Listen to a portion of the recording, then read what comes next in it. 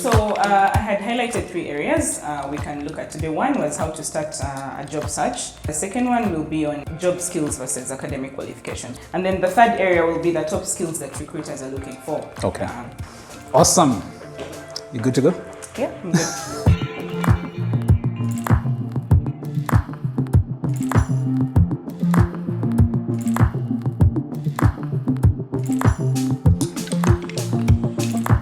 Hi everyone, welcome once again. Today we have a topic that's a little bit more serious, and the aim for this topic basically is to provide some sort of advice and guidance for early stage career professionals, people who've just started working, or people who've just left university, but also some who might be a little bit along the way, who are thinking about maybe a transition or something.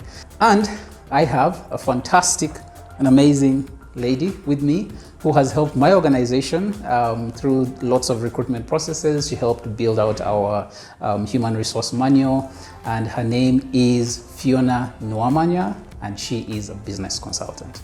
Hi Fiona. Hi Solomon, glad to be here. Hi to your subscribers. Yeah, so my name is Fiona Nuwamanya. I am the CEO at Tom Synergies Company. We help organizations to professionalize their business. So we support them in doing business processes around finance, around management, and around HR. I've worked with you for, what, about 3 years now? Yeah, maybe 3 years. And I know you to be an excellent professional. I absolutely love the work that you did for Fundibots. Thank you. And a lot of it is still carrying on through our culture, through our hiring processes. When I reached out to you, Fiona, I wanted to explore career development and career growth. And you mentioned to me that you had a few talking points that you really wanted to put out there. Yeah. What's on your mind? So I've been on many interviewing panels. Yes. And many people actually reach out to me. Sometimes asking for jobs, asking me to send CVs around, and I noticed that as much as we say that jobs are dwindling, compared to the number of graduates being churned out, you also realize that sometimes there are so many jobs, but you don't have candidates that you can plug into those jobs, or you can fit in. And it's a quality thing, right? Yeah, quality of candidates. I think it's the quality of the candidates in the market, and. You've seen very many organizations, they advertise and then they have to repeat the advert because the CVs that came in were just too weak, or they did not address what the job specifications are. I ran an interview, and I think you might have helped me with this, looking for teachers, and I think we got hundreds of applicants and we failed to shortlist. Yes, I actually recall. It was a very strange. It's interesting. You can get you can run an advert, social media, and then you get about 200 applications, and then you spend sleepless nights going through those applications, but you can't find anyone who on paper looks like they can actually fit into this role. And that is even for the first step, and the first shortlist of the first interview. And there are many interviews we have done with different companies where you actually shortlist, and you go through the shortlist, you interview, you do the written assessment, and you still don't find anyone fitting what you're looking for. So what is the problem? Tell us. So, not that I know what the problem is, but I think there are just a few tips I can give, or things we can discuss today, maybe to help some people out there, especially in early careers, because you realize that sometimes people come for interviews and they have no idea what they're talking about, they have no idea what's going on. Absolutely. Yeah. So I had highlighted 3 areas we can look at today. One was how to start a job search. The second one will be on job skills versus academic qualifications, because many times people say, oh, I don't have the qualifications to apply for this job, and things like that. And then the third area will be the top skills that recruiters are looking for. So I'll just highlight a bit on those. So in terms of how to start a job search, you're out of the university perhaps, it's your first time, people start sending you job adverts, or they tell you there's a role here. You know, now with WhatsApp, there are always those forwards. Forwards. Oh, we are looking for blah, blah, blah, send email to, you know. And sometimes the job has already been filled, but because the message is still going on. I don't talk about that. But there are all those, I feel like there are always, opportunities around. Yeah, this is true. So the first thing I would like to tell people out there who are looking for a job is to keep your ears really on the ground. Yeah.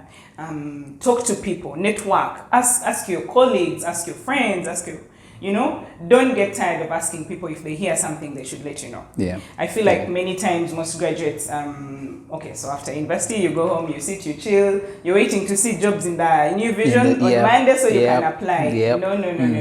You need to call people. You need to tell, you need to be in people's faces and show them that you're there, you're looking for a job, you're looking for something to do. Yeah.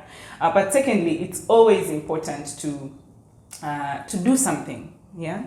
In the meantime, even if it's a voluntary something, it's an internship, even if it's not paid, seek out those opportunities. Yeah. Why? Why? What is the essence? What's the purpose? It helps you to gain an understanding of the work environment.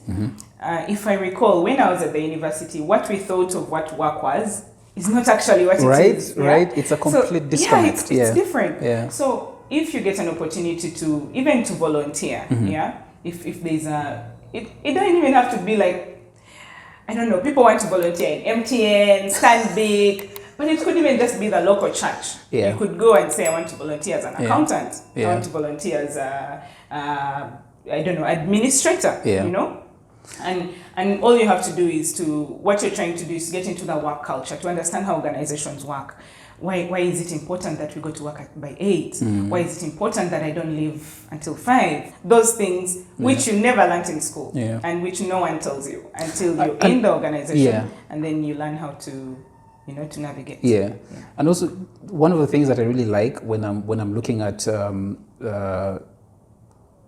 CVs basically is I like to see what people do with their time because it talks a lot about the character, it talks about their drive, about what they're pursuing as a person.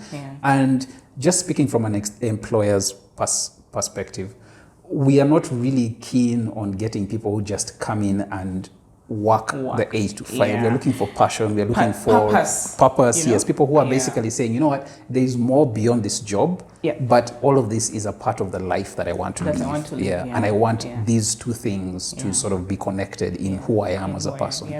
It's interesting because usually when I've done a fair share of interviews myself in terms of being on the interviewee side. Yes. And whenever people ask me the question, tell us about yourself, I have tried to steer away from just talking about my academic qualifications because you are more than your academics. So it's important for people to know that you have an all-rounded life. Most times actually in interviews I tell people about the book I'm reading now or the book I last read or where I went for a holiday and what I saw. Because it's important for you to be a holistic individual.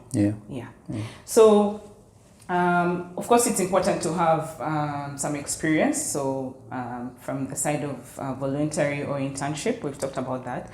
The second thing would be to really put in some time and do a good CV. So, as a recruiter, I can tell you one of the things that really ticks me off is messy CVs. So, you find that someone didn't even take the time to do a spell check. The basics. Yes. And this is someone who wants to come and be your customer care executive. But if a customer care executive is not paying attention to those small details, it's painful. For me, I find actually those CVs, there's a time I did a recruitment for a circle and they were looking for an administrator and we received over 400 applications. It took me about a week to sift through them. But it was so painful to me to see the caliber of CVs that were coming in because this is a simple job. It's not like you have to say I have built this engine. Why? You just have to talk about your skills. Nicely put there your education background. If you have any previous experience or internship, you just need to put it there and then referees. But then you find spelling errors, you find formatting errors, because once a document, even just formatting errors, when you look at it and it gives you pain in the eyes, You just want to move on to the next I know. document. And some of those errors start from the email itself. The title is in all caps, the message itself is So I think people need to pay a little more attention to some of those nitty-gritties in terms of writing out the CV. There are great tools like LinkedIn now, you can look at other people's profiles and try to develop a profile, because I have found that the process of building a LinkedIn profile, and personally I update my LinkedIn profile almost annually, but that process gives me, it takes me through a thought process. It helps me to understand, okay, this is my educational background, these are the jobs I'm most suited for, this is what I can apply for. But also, if an employer or if someone looks at your LinkedIn profile and it's nicely crafted out, however brief it may be, it gives them an understanding of what kind of professional you can be, or you can grow into be. So I would really encourage people to take up some of these tips. LinkedIn is one of those weird platforms that people don't quite understand. They look at it as another social media platform. And so the things that I already have Facebook. So either they'll not take it seriously, or they'll post the same stuff that they post on Facebook, not knowing that this is actually a professional networking. I'm really glad that you brought that you brought that up. LinkedIn is actually, I have been approached by several employers through LinkedIn. Of course, now that I have my own company that I'm running, I'm not going to take those jobs. But you find that people are still, just by reading my profile, people are offering me jobs in the United States. People are offering me jobs, abroad, just by reading how your profile has been written out. And so basically, it's almost like you're speaking without saying anything, without people knowing who you are. So your profile is determining like a public forever advert. That's just and it's determining the caliber of attention that you get. That's true. But then also, this LinkedIn profile can be, you can just update your LinkedIn profile and always export it as a PDF to make it your CV. I didn't know this. I know many people didn't know this. So a couple of weeks ago when I was going through that discussion with my colleagues, and I told them, but you just need to keep updating your LinkedIn, and whenever there is a job, you just export it to PDF. Wow. It comes out really nicely, by the way. That's a powerful tip right there. Make sure your LinkedIn is amazing, and then just export it and use it as your CV. And it comes out really well written, nicely designed, and things like that. The thing about academic qualification and skills, people keep asking which is more important. And for me, I think, of course, the market values qualifications. The market always says, oh, you need to have an MBA, you need to have a blah, blah, blah. But for me, I look at it as a two-sided coin. You can't have, they go hand in hand. They're complementary. One gives you, should I say, entrance or acceptance, and the other will give you survival. So, entrance, survival.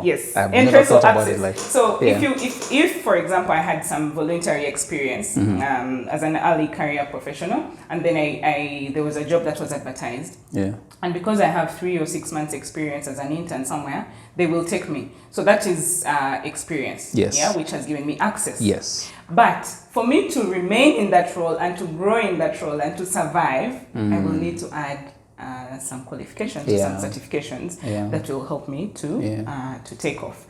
And the reverse is true as well. Sometimes we end up into jobs because of our qualifications, but what will help me to survive or to thrive is the experience that I will gain. I like that duality of, because I get this question a lot. I don't have any formal qualifications, but I get this question a lot because people are like, oh, I want to be like you, drop out of school and do your thing. And I'm like, you do not want that because you will meet so many roadblocks that can be unlocked by a simple piece of paper that you get from the university. I think maybe people get confused about, so first of all, if I am today looking for a job, there is probably nothing I can do about my past. Maybe I don't have a degree, but what can I do going forward? It's not either qualifications or skills. So what do I have now that can help me to get my foot in, and then from there, be able to add on the other thing that I need. Yeah. So if, for example, like you, I dropped out of school and I started working on a dream. So after some years, I'll have experience. And then if you want to get into, maybe you now want to go back into employment, you would have to add maybe a certain qualification. Yeah, absolutely. Yeah. The third question was on top skills that recruiters are looking for. So Yes. I'll just highlight 3. Yeah. One, digital digital literacy. Yeah, we can't hide away from this. Absolutely. You know, for many years I have told people that being an accountant, before you could be good with the book. Many just maintain your books and your ledgers. Yes. And then it became to Excel, being good at Excel. And then it became the accountant of tomorrow, however good you are at Excel, if you're not good at using other tools, for example, project management tools or these accounting softwares, there's nowhere probably you'll be accepted. Secondly would be, I think, emotional intelligence. Emotional intelligence is the ability to know who you are and to be able to thrive in different situations. To know how people will react and also how you react. So self-awareness, but also being able to know your environment. How does for example, I don't understand people who you work in a job for 5 years and then you keep complaining about what your boss does. You should know that when I do this, my boss reacts like this. In a certain way. Or when he is like this on Monday is not a good day to tell him about how I want to go and live. So that's emotional intelligence. So basically knowing that people are people. And learning how to interact and engage with them with your own biases and emotions, with their own biases and emotions. Being able to thrive by using your self-awareness against other people's, And then the third would be communication. I think communication, actually, even with working from home, you need to be good at written communication. You need to be able to write an email, a sensible email.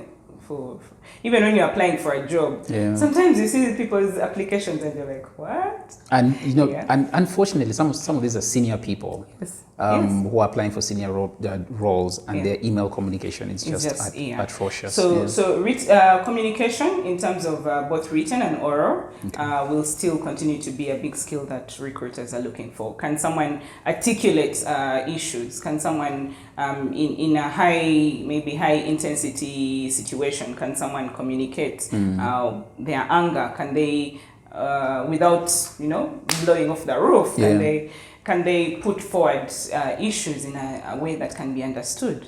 So those are 3 skills that I think are critical. As we grow in our careers, a lot of this stuff becomes more and more important, because most of us look at expectations in terms of where we are now. But when you bring up those scenarios, I feel like the weaknesses you ignore end up becoming very huge problems as you grow into management or into leadership. Yes, of course.